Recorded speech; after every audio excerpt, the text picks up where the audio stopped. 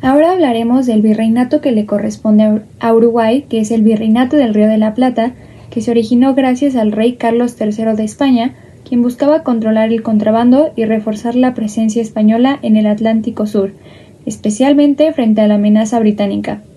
Creado en 1776 como una fundación provisional y establecido definitivamente en el año de 1778, y este virreinato cubría una vasta región.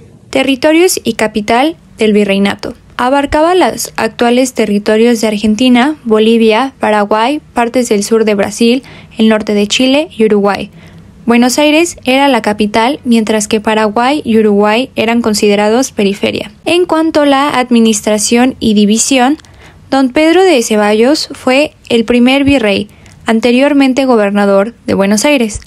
En 1782, la corona española dividió el virreinato en 8 intendencias y 4 gobiernos subordinados al virrey. Las intendencias eran La Paz, Cochabamba, Charcas, Potosí, Paraguay, Salta del Tucumán, Córdoba del Tucumán y Buenos Aires. Base económica.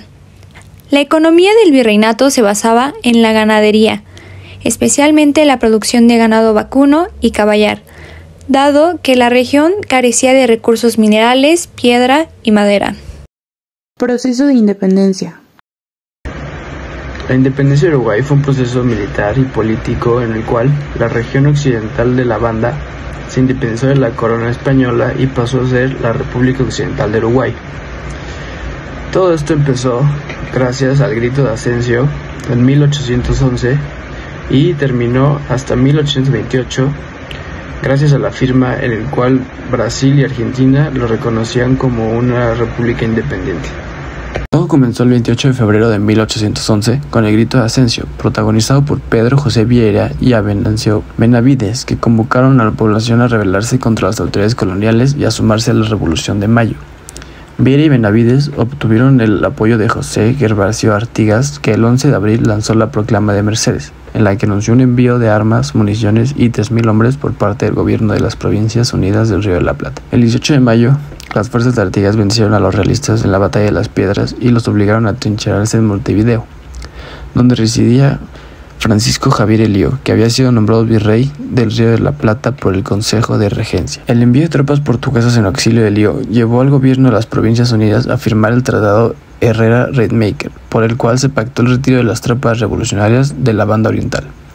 Poco después, Elío declaró abolido el virreinato, viajó a España y dejó a José Gaspar de Vigodet como gobernador de la banda oriental. El 19 de abril de 1825, un grupo de 33 patriotas orientales, liderados por Juan Antonio Lavalleja, desembarcó en la playa de La Graciada y juró luchar hasta expulsar a los brasileños. Los patriotas convocaron a los cabildos de villas y ciudades a enviar representantes al Congreso de la Florida, que el 25 de agosto promulgó 3 leyes. Ley de independencia con respecto al Imperio de Brasil, el Imperio portugués y cualquier poder extranjero.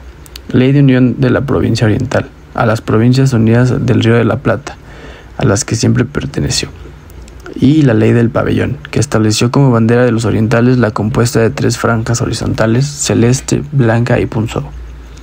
A partir del momento en que la incorporación de la banda oriental fue aceptada, se utilizaría la bandera de las Provincias Unidas. Enterado de esta declaración, el gobierno brasileño declaró la guerra. Este se peleó en mar y tierra y fue favorable a las fuerzas rioplatenses, que vencieron a las fuerzas imperiales en la batalla de Ituzaingó. Recapitulemos un poco. Fue entonces hacia principios del siglo XIX que la región de la banda oriental, hoy conocida como Uruguay, se encontraba en el corazón de las tensiones que llevarían al colapso al virreinato del Río de la Plata. Pues aunque el dominio español parecía firme, los cambios se estaban gestando en Europa y América tuvieron un fuerte impacto en esta zona estratégica, tanto por su posición geográfica como por su economía ganadera y portuaria. Esto en conjunto con las reformas borbónicas que en su intento de centralizar el poder en Buenos Aires afectaron profundamente a la banda oriental, generando un creciente descontento entre los sectores criollos y rurales. La élite ganadora, al igual que los pequeños productores, se veían limitados por un sistema que les impedía comerciar libremente y desarrollar su economía. Las invasiones napoleónicas en España, a su vez, y la crisis de la monarquía solo acentuaron este malestar, pues dejaban a las autoridades locales en una posición débil y desconectada de la realidad de la región. Y fue entonces en este contexto donde emergió la figura de José Gervasio Artigas, el líder que marcaría profundamente la historia de la independencia de la Banda Oriental.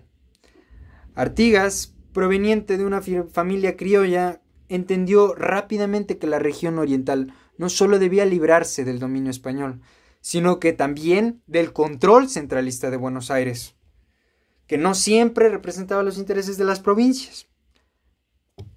Artigas, con su visión federalista, abogaba por un sistema de provincias libres y soberanas, unidas por un pacto común, pero sin la subordinación a un poder central. Sistema monetario y actualidad del país. Tras la independencia de Uruguay no se tomó ningún sistema monetario específico. Después de esto hubo varias asambleas para la creación de una moneda nacional.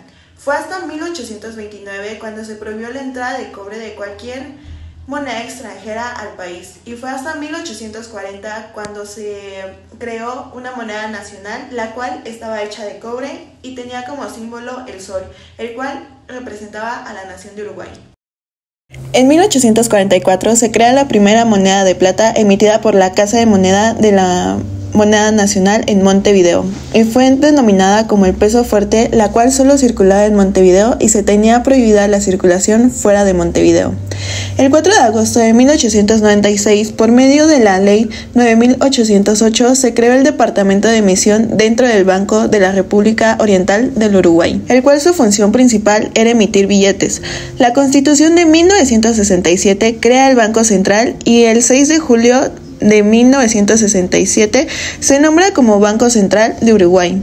Tras la inflación de 1950, donde la moneda se vio seriamente afectada por el dólar, se decidió que a partir del 1 de julio de 1975 el Banco Central del Uruguay emitiría monedas y billetes sobre la base del nuevo peso, lo cual era que 1,000 pesos valdría a lo de 1 peso. En la actualidad, los pesos uruguayos se acuñan en monedas de 1, 2, 5, 10 y 50 pesos, y en billetes de 20, 50, 100, 200, 500, 1,000 y 2,000 pesos. El presidente que actualmente tiene Uruguay presentó su candidatura presidencial en 2019. En las elecciones internas compitió contra los también precandidatos Jorge Larragaña, Juan Sartori, Enrique Antia y Carlos Lafiglolia. Lacalle Pou se impuso por el 53% de los votos. El domingo 24 de noviembre de 2019 se enfrentó a la fórmula Daniel Martínez Vilán Garciela Viral Núñez en la segunda vuelta electoral, 57, donde obtuvo una leve ventaja sobre su rival. Sobre el mediodía del 28 de noviembre, el escrutinio mostró una diferencia irreversible a favor de Lacalle Pou. El 1 de marzo de 2020, Lacalle Pou y Beatriz Argimón asumieron los cargos como presidente y vicepresidenta de la República, respectivamente, tras el juramento constitucional ante la Asamblea General en el Palacio Legislativo. Y así llegamos al final de este viaje por la historia de Uruguay, desde sus orígenes como parte del Virreinato del Río de Plata hasta su lucha por la independencia y su consolidación como una nación moderna.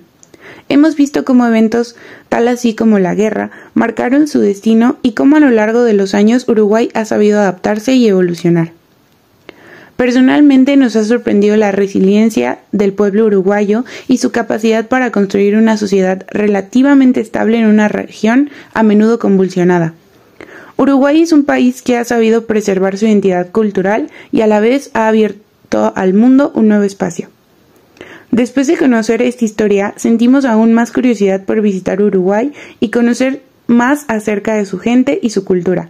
Sin duda es un país que tiene mucho que ofrecer. Esperamos que este video despierte un interés en el país y su historia.